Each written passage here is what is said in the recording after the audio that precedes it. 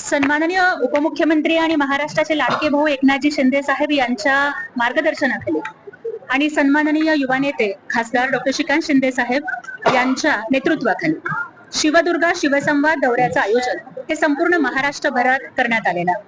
कारण हिंदू हृदय सम्राट शिवसेना प्रमुख बाळासाहेब ठाकरे हे शिवसेना महिला आघाडीच्या प्रत्येक कार्यकर्तीला रणरागिणी म्हणायचे. त्या रणरागिणीशी संवाद साधण्यासाठी, महिला आघाडी आणखी बळकट करण्यासाठी, महिला आघाडीला काम करण्यासाठी येणाऱ्या अडीअडचणी जाणून घेण्यासाठी आणि त्यानंतर संघटनात्मक पातळीवरती त्याची चर्चा करून महिला नेतृत्वाला आणखी सक्षम करण्यासाठी आणि महाराष्ट्राच्या राजकारणातला लाडक्या बहिणींचा आवाज बुलंद करण्यासाठी या शिवदुर्गा शिवसंवाद दौऱ्याचं आयोजन संपूर्ण महाराष्ट्रभरामध्ये करण्यात आलेले आहे. आज त्याचाच एक भाग म्हणून भारताच्या स्वातंत्र्य दिनी आज आम्ही नांदेड नगरीमध्ये आलेलो आहोत आणि इथल्या महिला आघाडीचा अत्यंत सुंदर असा कामकाजाचा आढावा त्यांनी आम्हाला दिलेला आहे.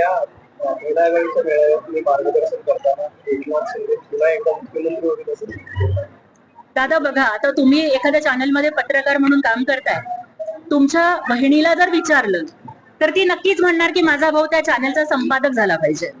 अगदी तसंच एकनाथजी शिंदे साहेबांचं आणि आमचं नातं हे केवळ नेता आणि कार्यकर्ता एवढं नाहीये, तर लाडक्या भावाचं आणि लाडक्या बहिणीचं नातं आहे.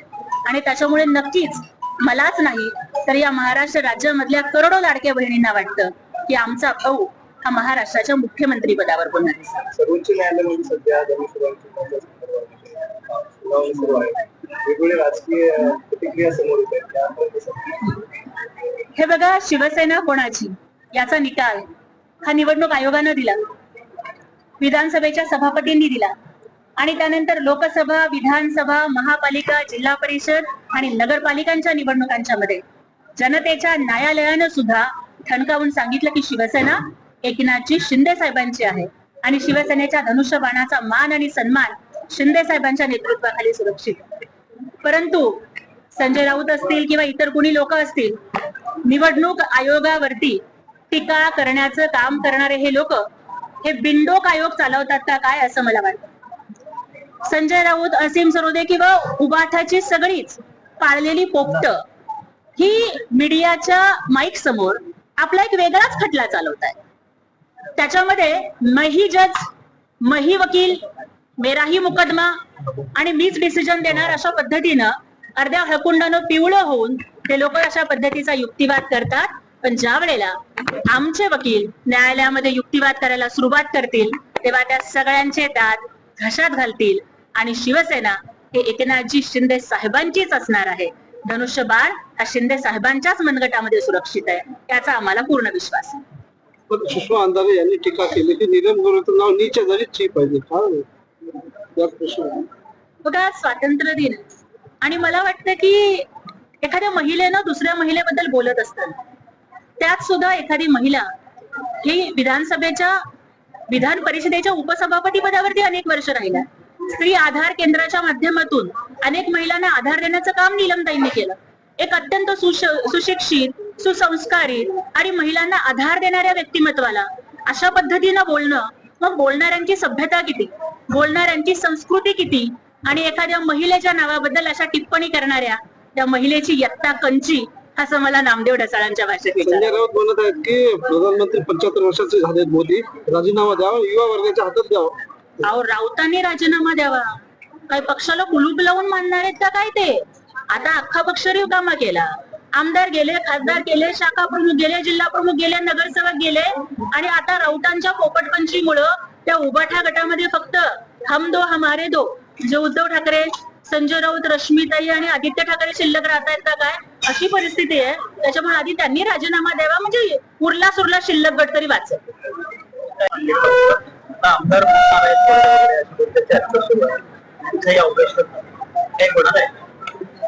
दादा, ऑपरेशन कधी करायचं आणि कसं करायचं हे फक्त सर्जनना माहिती असतं आणि त्याच्यामुळे आमच्यासारख्या शिकाऊ कंपाऊंडरनी त्या बाबतीत काहीच न बोललेलं हे जास्त बरं राहील. मी शिवसेनेची एक सर्वसामान्य कार्यकर्ती आहे. मला जर तुम्ही ऑपरेशन टायगरचा अर्थ विचाराल तर मी एवढंच सांगेन की शिवसेनेचा ढाण्या वाघ एकनाथ शिंदे साहेब आहेत, हे महाराष्ट्रानं मान्य केलंय टायगर अभी जिंदा है शिवसेना बचाने के लिए आणि ते एकनाथ शिंदे साहेब आहे. हेच आमच्यासाठी ऑपरेशन टायगर आहे. नाही, तुम्ही संकेत दिला होता तर त्यानंतर 6 खासदार फुटलेत. आता आणखी मोठे काही संकेत आहे? मी तुम्हाला सांगितलं ना की आमच्यासारख्या छोट्या कार्यकर्त्यांनी अशा गोष्टींच्या बद्दल भाष्य करणं हे चांगलं ठरणार नाही. आणि हा प्रश्न आपण आम्हाला विचारण्यापेक्षा ज्यांच्या पक्षातले आमदार सोडून जातात, ज्यांच्या पक्षातले खासदार सोडून जातात आणि ज्यांच्या पक्षातले सर्वसामान्य कार्यकर्ते सुद्धा सोडून जात आहेत, त्यांनी थोडंसं आत्मपरीक्षण करावं. शरद पवारांचे खासदार आता त्या संदर्भात खरं तर बघा की दुसऱ्या पक्षाच्या खासदारांनी काय करावं या संदर्भात मी बोलायला जाणार. आता काल सुप्रियाताईंनी बोलताना स्वतःच्या पक्षाबद्दल बोलण्यापेक्षा दुसऱ्याच्या पक्षाबद्दल बोलल्या. पण मला वाटतं की स्वतःच्या ताटामध्ये काय वाढलं हे आपण आधी बघितलं पाहिजे. स्वतःच्या घरातली भांडणं मिटवता येत नाही आणि शेजारच्या घरामध्ये डोकावून बघायचं हा आमचा स्वभाव नाहीये. त्यामुळे मला एवढंच सांगायचंय की घराणेशाहीचं समर्थन करणाऱ्या लोकांनी लक्षात ठेवावं की हा देश डॉक्टर बाबासाहेब आंबेडकरांच्या संविधानावर चालतो, हा देश लोकशाहीवर चालतो, हा देश घराणेशाहीवर चालत नाही. मी तुम्हाला आताच सांगितलं ना की महाराष्ट्राच्या प्रत्येक लाडक्या बहिणीला वाटतं, कारण the most accessible chief minister of Maharashtra, chief minister म्हणजे कॉमन मॅन असतो, ते महाराष्ट्राला दाखवून देणारे मुख्यमंत्री म्हणून महाराष्ट्र पुन्हा शिंदे साहेबांना मुख्यमंत्री पदी बघण्यासाठी हा सुचलो. सगळ्या शाळांमध्ये जातात, आता त्यांची शाळेत सुरुवात केली. शाळांची वाईट अवस्था आहे वगैरे त्यांनी सगळं तर मला एकच वाटलं की शाळांच्या मध्ये जाणं इथपर्यंत ठीक आहे, परंतु मराठीमध्ये खूप चांगलं म्हणतात की काही लोक वाट दाखवणारे असतात, काही लोक मात्र वाट लावणारे असतात. देशाची झंझी अर्थातच युवा पिढी, त्यांना आपण वाट दाखवण्याचं काम केलं पाहिजे, त्यांची वाट लावण्याचं काम कोणीही करू नये आणि त्यांची माती भडकवू नये एवढंच मला बोलायचं.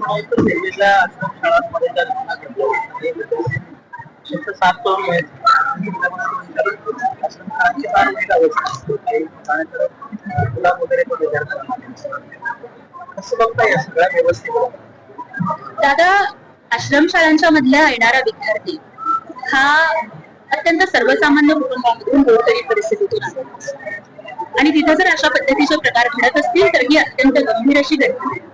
आपण ज्या गोष्टी सांगता मी त्याची संपूर्ण माहिती घेईन आणि संबंधित मंत्री महोदयांशी संपर्क साधून अशा पद्धतीच्या घटना महाराष्ट्रात कुठेच घडू नये या संदर्भामध्ये आम्ही नक्कीच खबरदारी घेऊ. खासदार ज्योती वाघमारे आज नांदेड जिल्हा दौऱ्यावर आले आहेत आणि त्यांच्याशी आपण बातचीत करणार आहोत. एकूणच आता जे आपला कार्यक्रम झाला त्याच्यामध्ये तुम्ही पुन्हा एकदा एकनाथ शिंदे मुख्यमंत्री व्हावेत अशा पद्धतीची इच्छा व्यक्त केली, काय सांगितलं? दादा, मला सांगा की आता तुम्ही पत्रकार आहात, तुमच्या बहिणीला जर तुम्ही विचारलं की तुम्ही संपादक व्हावं का नाही तर ताई होच म्हणणार ना. एखादा भाऊ एखाद्या फॅक्टरीमध्ये कामगार म्हणून काम करत असतो, पण बहिणीला वाटतं की आपल्या भावानी त्या फॅक्टरीचा मालक झालं पाहिजे. महाराष्ट्रातल्या सगळ्या लाडक्या बहिणींना जो न्याय एकनाथ शिंदे साहेबांनी दिलाय ना, मग लाडकी बहीण योजना असेल, लाडकी लेक योजना असेल, मुलींचं उच्च शिक्षण मोफत असेल, एसटी मध्ये अर्ध तिकीट करणं असेल, त्यामुळे मलाच नाही हो, महाराष्ट्रातल्या प्रत्येक लाडक्या बहिणीला वाटतं की शिंदे साहेब मुख्यमंत्री. युतीमध्ये याच्यामध्ये काही तणाव होईल किंवा काय भाजपला काही वेगळं वाटू शकेल असं वाटत? अजिबात नाही. अहो, आमची युती ही अभेद्य आहे आणि आमच्या युतीमध्ये मिठाचा कडा अजिबात पडणार नाही. एकूण जर बघितलं गेलं तर आता सध्या कोर्टामध्ये बाण कोणाचा किंवा शिवसेना कोणाची या अनुषंगानं निकाल येतोय किंवा सुनावणी सुरू आहे, त्याबद्दल तुम्हाला काय वाटतं? शिवसेना ही एकनाथजी शिंदे साहेबांच्या नेतृत्वाखाली सुरक्षित आहे. हे सर्वोच्च न्यायालयाच्या मध्ये जी सुनावणी सुरू आहे, आम्हाला पूर्ण विश्वास आहे की निकाल आमच्या बाजूने लागणार आहे, कारण आम्ही संविधानाच्या चौकटीत राहून एकनाथजी शिंदे साहेबांनी जनतेचं राज्य 2022ला प्रस्थापित केलं. केवळ कपिल सिब्बलांच्या युक्तिवादावरती जाऊन उबाठाचे पाळलेले पोपट रोज पोपटपंची करताय. पण मला सांगा, कपिल सिब्बल हे कोणाचे वकील आहेत? उबाठाचे. कपिल सिब्बलांना फी कोणी दिली? उबाठानं दिली. मग ज्याची खावी पोळी त्याची वाजवावी टाळी अशा पद्धतीने कपिल सिब्बल त्यांचीच बाजू मांडणार. परंतु त्यांचा युक्तिवाद झाल्यानंतर सन्माननीय न्यायालय हे आमची सुद्धा बाजू ऐकून घेणार आहे. एखादा खुनी असतो त्याला सुद्धा वकील मिळतो, एखादा बलात्कारी असतो त्याला सुद्धा वकील मिळतो, आणि आपला आरोपी आपला अशील हा निर्दोषच आहे हे पोट तिडकीनं तो आरोपीचा वकील सांगत असतो, म्हणून त्या न्यायालय निर्दोष सोडतं का? त्यामुळे आमचे वकील जेव्हा युक्तिवाद करणार आहेत ना, त्यावेळेला ह्या सगळ्यांचे दात घशात घातले जातील आणि शिवसेना आणि धनुष्यबाण शिंदे साहेबांच्याच नेतृत्वाखाली, हिंदू हृदय सम्राट बाळासाहेब ठाकरेंच्या विचारांची शिवसेना शिंदे साहेबांच्या नेतृत्वाखाली सुरक्षित आहे. जी काही 6 खासदार आत्ता गेले शिवसेने उबाटामधून तिकडे शिवसेनेमध्ये, तर तुम्हाला काय वाटतंय, ज्या लोकांनी मतदान केलं होतं की ही लोक नको, भाजप नको किंवा शिवसेना एकनाथ शिंदे नको म्हणून त्यांना निवडून दिलं आणि ते आता तिकडे गेलेत, तर लोकांच्या मतांची प्रतारणा झाली असं वाटतं? 2019ला अशाच पद्धतीनं महाराष्ट्राच्या जनतेने जनादेश हा शिवसेना भाजप महायुतीला दिला होता. परंतु भाजपाबरोबर लग्न करून महाविकास आघाडीचा पाठ कोणी लावला? मग तेव्हा जनादेशाची गद्दारी नव्हती का? जेव्हा कोविडमध्ये जनता होरपळत होती तेव्हा महाराष्ट्राचे तत्कालीन मुख्यमंत्री उद्धव ठाकरे जनतेशी संवाद न साधता फेसबुक लाईव्ह करत होते. ती जनादेशाची गद्दारी नव्हती का?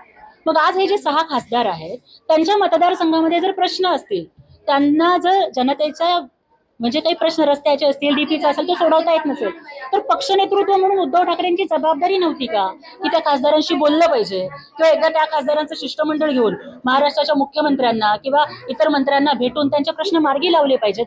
ती जनतेच्या प्रश्नांशी गद्दारी नव्हती. बघा, एक खासदार हा जवळपास 15 ते 20 लाख मतदारांच्या मधून निवडून जातो आणि त्यांना जनतेची अपेक्षा असते की आपल्या खासदारांनी आपले प्रश्न सोडवले पाहिजेत आणि त्यामुळेच विकासाच्या प्रश्नावरती ते आमच्यासोबत आले. अभिजित दिपके सध्या त्यांच्या गावी गेले होते, शाळेमध्ये त्यांनी पाहणी वगैरे केली आणि त्या शाळेमध्ये असलेल्या असुविधेवरून प्रशासनाला एकदा सवाल केला. हे बघा, शाळा सक्षम झाल्या पाहिजेत, कारण शाळांमधून भारताचं भविष्य घडत असतं हे आम्हाला माहिती आहे. महाराष्ट्र शासन असेल, भारत सरकार असेल, हे प्रत्येक शाळेच्या विकासासाठी निधी उपलब्ध करून देण्याचं काम हे करतच आहे. आम्हाला वाटतं की अशा सगळ्याच गोष्टींचा आढावा आमचं सरकार गंभीरपणानं घेईल, परंतु केवळ इन्स्टावरती रील बनवण्यासाठी आणि सोशल मीडियावरती व्हायरल होण्यासाठी अशा पद्धतीची शोबाजी आणि करू नये. सिरियसली त्यांनी काम करावं. शोबाजी कसं काय? कारण त्यांनी आता ज्या पद्धतीचा मुद्दा हातात दिल्लीमध्ये घेतला होता, त्यानंतर देशातल्या सरकारला आपला जो निर्णय आहे तो मागे घ्यावा लागला, अक्षरशः त्यांना राजीनामा घ्यावा लागला. मग याला आपण शोबाजी कसं? हे बघा, मला सांगा की जंतर मंतरवरचं आंदोलन किंवा त्या आंदोलनाला मिळालेलं यश हे कोणत्याही एका व्यक्तीचं नव्हतं. देशातली तरुणाई ही एकवटली होती.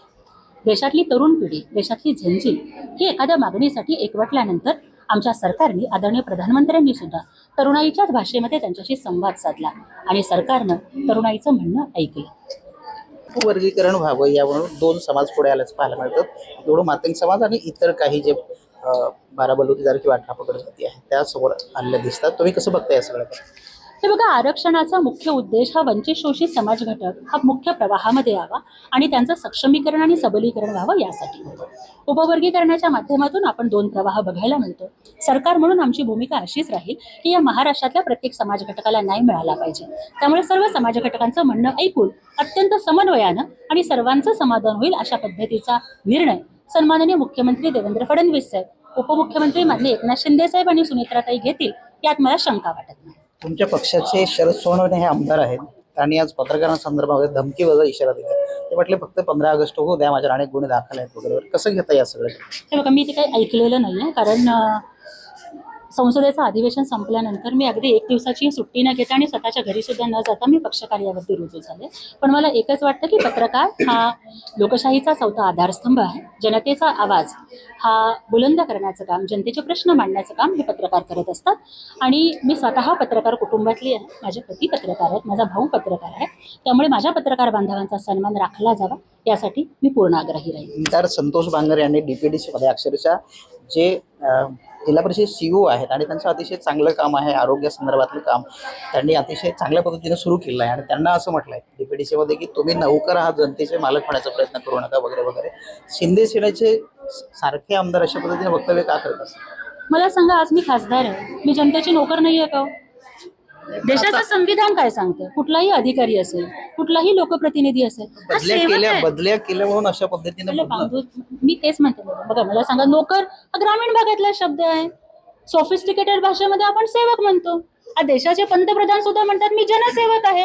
त्यांना त्याच्यामध्ये काहीच वाटत नाही. प्रत्येक अधिकारी, प्रत्येक लोकप्रतिनिधी जनतेचा सेवक आहे. आम्ही जनतेचे नोकर आहेत हे आम्हाला सांगायला भूषण वाटेल, लाज वाटायचं काय कारण आहे? नीलम गोरे असतील किंवा वडकुते असतील, त्यांनीही नाराजी व्यक्त केली, प्रशासनानं बसण्याची व्यवस्था केली नाही, स्वातंत्र्य दिनी वगैरे वगैरे. कसं बघताय, म्हणजे हे सगळं सातत्यानं प्रशासनावर का जातं? मला वाटतं मग प्रशासनानं कुठेतरी सकारात्मक पद्धतीने वागलं पाहिजे. लोकप्रतिनिधींचा सन्मान, लोकप्रतिनिधी हा जनतेचा प्रतिनिधी आहे. जनतेचे प्रश्न मांडण्याचं काम, जनतेचं प्रतिनिधित्व सभागृहात करण्याचं काम हे लोकप्रतिनिधी करत असतात. आणि ज्या पद्धतीनं भारताच्या संविधानानं आपल्याला म्हणजे कार्यकारी मंडळ असेल, विधिमंडळ असेल यांचे अधिकार ठरवून दिलेले आहे, तर या सर्व घटनादत्त संस्थांनी एकमेकांचा आदर करावा म्हणजे असे प्रश्न उपस्थित होणार. ह्या होत्या खासदार कीर्ती वाघमारे आणि त्यांनी सगळ्या प्रश्नाची उत्तरं जी आहेत ते अतिशय सडेतोड पद्धतीने दिली आहेत. व्हिडिओ जर्नलिस्ट गणेशसह गजानन देशमुख, TV9 मराठी, नांदेड.